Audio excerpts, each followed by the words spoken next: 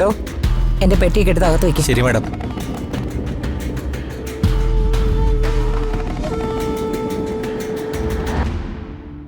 നിങ്ങളൊന്ന് നിന്നേ. എല്ലാം അവസാനിച്ചെന്ന് കരുതി ആശ്വസിക്കണ്ട.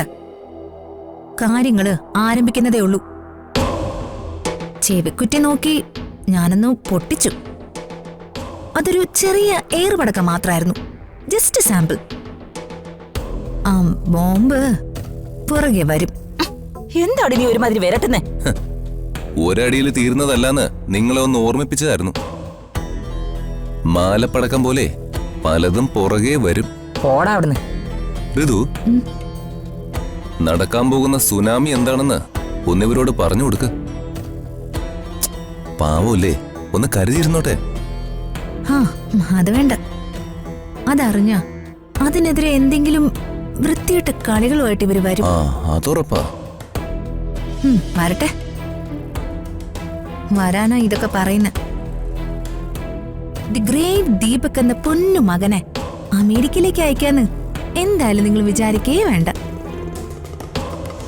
ആ കൊടുങ്കാട്ടിലിട്ട് ഞങ്ങളെ ഉപദ്രവിച്ചതിന് അവൻ എന്തായാലും ഞങ്ങളൊരു പണി കൊടുക്കും. അതൊരേ കൂറ്റം പണിയായിരിക്കും.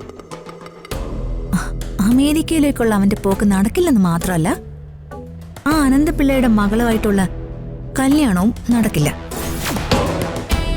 അതിന് കണ്ട സ്വപ്നം അങ്ങ് മറന്നേക്ക്.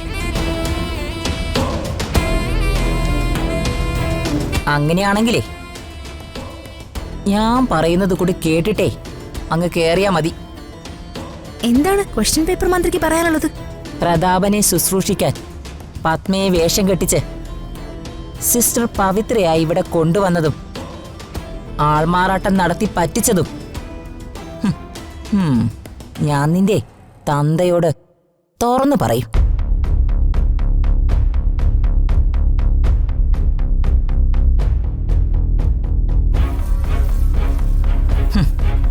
ജീവിതത്തിൽ ഏറ്റവും കൂടുതൽ വെറുക്കുന്ന ഒരുത്തിയാണ് തന്നെ ചികിത്സിച്ചെന്നറിഞ്ഞ അവനെ ഒരു കൊടുങ്കാറ്റായിട്ടങ്ങ് മാറും. പിന്നെ അവൻ എന്താ പ്രവർത്തിക്കുകയെന്നേ നിനക്ക് ചിന്തിക്കാൻ പോലും പറ്റില്ല. എന്റെ കരണത്തിട്ട് നീ അടിച്ച അടിയുടെ വേദന അതെന്റെ ഹൃദയത്തിലേക്ക് പടർന്നു നീറുകയാ. നിനക്കെതിരെ ഇതിന് പകരം വീട്ടിയില്ലെങ്കിൽ പിന്നെ എന്തിനാടി ഈ അംബികാവർമ്മ ജീവിച്ചിരിക്കുന്നേ? അവനിങ്ങ് വരട്ടെ. ഈ കാര്യം പറഞ്ഞിട്ടേ ബാക്കി കാര്യമുള്ളൂ. നീയും ഇവനും എന്നേക്കുമായി ഈ വീടിന്റെ പടി ഇറങ്ങി പോകുന്നത്